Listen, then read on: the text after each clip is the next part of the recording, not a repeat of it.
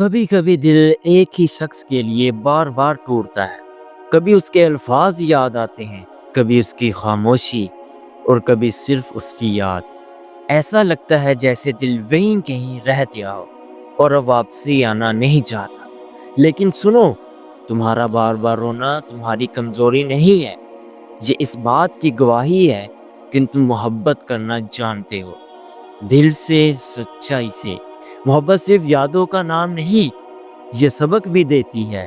جس کے لیے تم روتے ہو سکتا ہے وہ تمہاری آہٹ تک نہ سن پائے، لیکن تمہارا رب تمہیں ہر لمحہ سن رہا ہے، تمہاری خاموشی میں چھپی چیخوں کو بھی سمجھتا ہے۔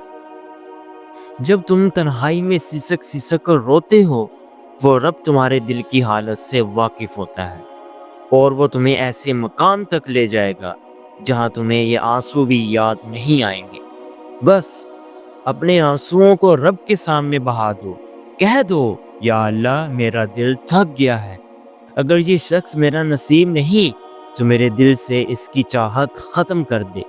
یاد رکھو، جب انسان کسی چیز سے آزاد ہوتا ہے تب اسے سکون نصیب ہوتا ہے، اور سکون وہ نعمت ہے جو کسی بھی رشتے یا تعلق سے کہیں بڑھ کر ہے۔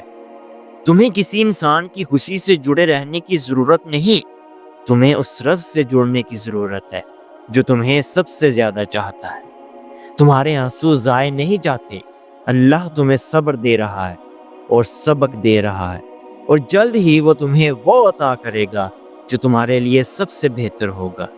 تو ہار مت مانو، اللہ سے مانگتے رہو، رو لو، مگر امید کا دامن کبھی مت چھوڑنا۔ یاد رکھو، جس کے لیے تم روتے ہو وہ تمہاری تقدیر کا فیصلہ نہیں کرتا، تمہاری تقدیر کا فیصلہ صرف وہ رب کرتا ہے جو تمہارے دل کے حال کو جانتا ہے۔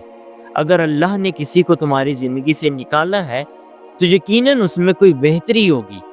کبھی کبھی ہم جسے کھونا سمجھتے ہیں وہ اصل میں اللہ کی طرف سے بچایا جانا ہوتا ہے، بس ہمیں وہ سمجھ نہیں آتی۔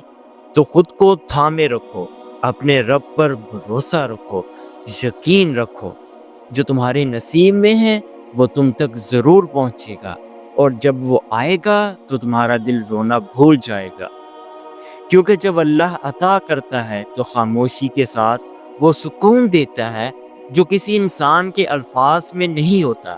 اگر میری بات دل کو لگی ہو تو اس پر عمل ضرور کیجیے گا۔ کمنٹس میں اپنی رائے ضرور دیں اور دعاؤں میں یاد رکھیے گا۔ اگلی ویڈیو کے لیے اللہ حافظ۔